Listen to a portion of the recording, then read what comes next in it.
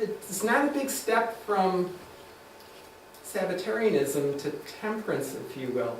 Temperance throughout the 19th century, and this is my conclusion here, is a very important topic.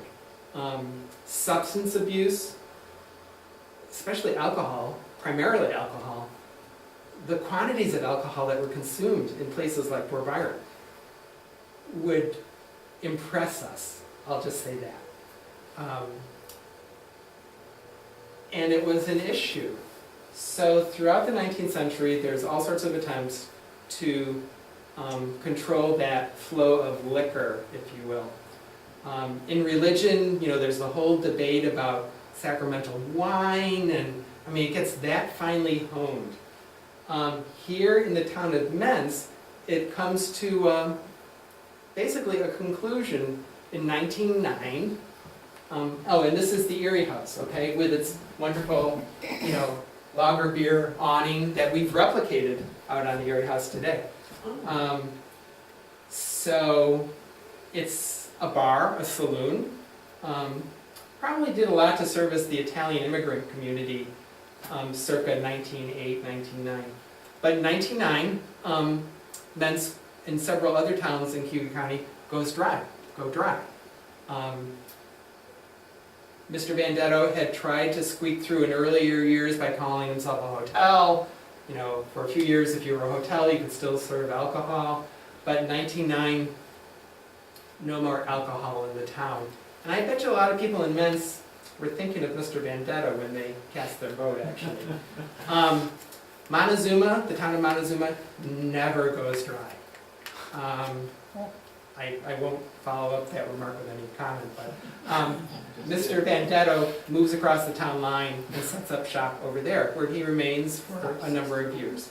So that legacy of perfectionism and societal involvement and everybody getting together to improve society, in a sense, it continues to this day. So, thanks very much.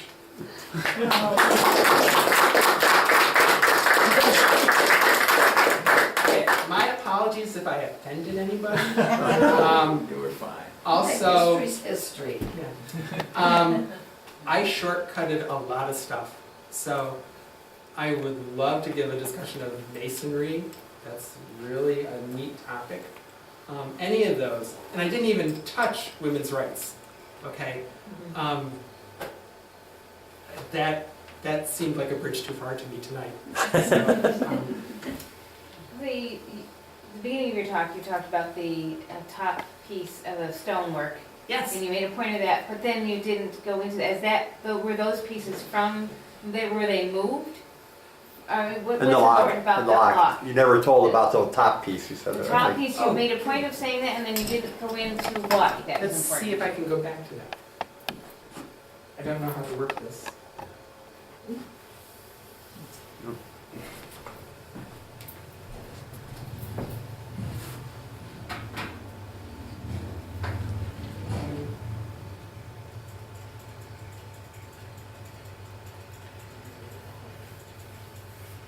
Sorry for this. It's the review session. Yeah, it's the review session. Aha. See?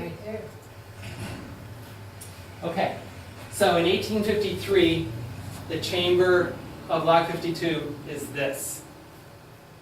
Okay, to accommodate the Clinton ditch between 1853 and 1859, 58, since the ditch was at a slightly higher level than the enlarged Erie was going to be, they add this extra 12 inches of stone, this band right here.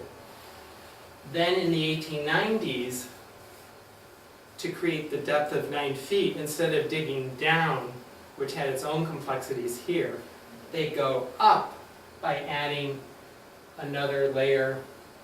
What is that, Mike? About 14 inches? Yeah, 14, 18 inches, yeah. To increase the height. Well, you should say a $9 million, what that was. That might be Oh, confusing people, yeah. So when you go to the lock today, and please come, the lock that you see there today, can I go back?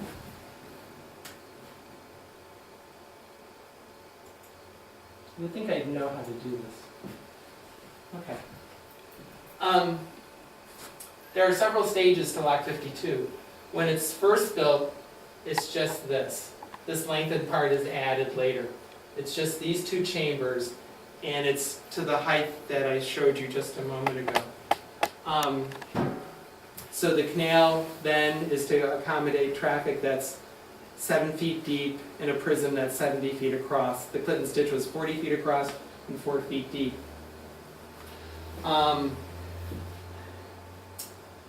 of the first things they do is add this lengthened chamber, and that's specifically to make the canal more competitive relative to the railroads. What that enables canal traffic to do, you now had a mechanism where two boats could go through the system tied together. Probably with a steam canal boat, but if you could not have to unhitch the two, like a tandem tractor trailer, if you didn't have to unhitch, if you could go through all at once, it was an immense saving of time. So they add that extra chamber. And I guess just like with the shortening of the loops, that enables like one more trip between New York and Buffalo a season if you're tied together. So it dramatically increased the efficiency of the canal. Then in the 1890s, they tried to do still another improvement, and basically that's to deepen the canal from 7 feet to 9 feet. And they also increased the height of the bridges. But it quickly unravels. Here in Port Byron, Cuyahoga County, much of it is done, is finished into Onondaga County, but much of the rest of the state, it just turns out to be a giant boondoggle. They had estimated, well, in a sense, they knew it wasn't going to work. They just had not set aside enough money. And by 1898, 99, state government is going, let's just stop. This, I mean, it's the cost overruns to complete were, you know, almost an order of magnitude. But what that leads to is, let's sit down for a moment and decide what we really want to do. Guess who's governor then? Teddy Roosevelt. Teddy Roosevelt.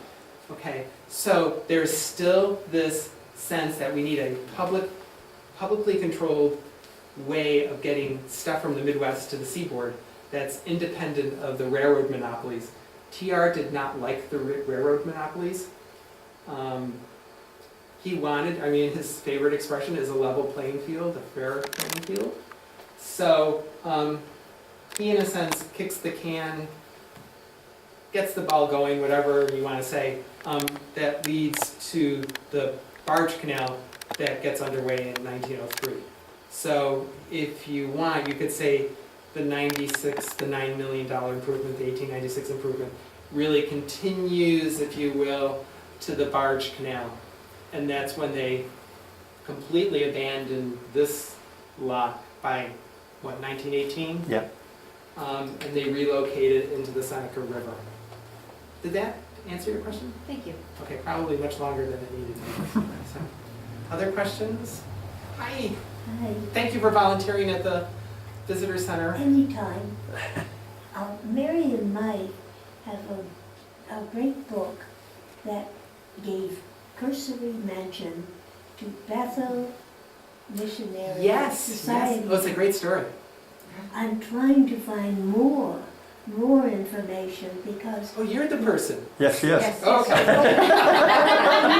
Are you the person? Yeah, Yes. Oh. yeah, he's the person. Oh, all right.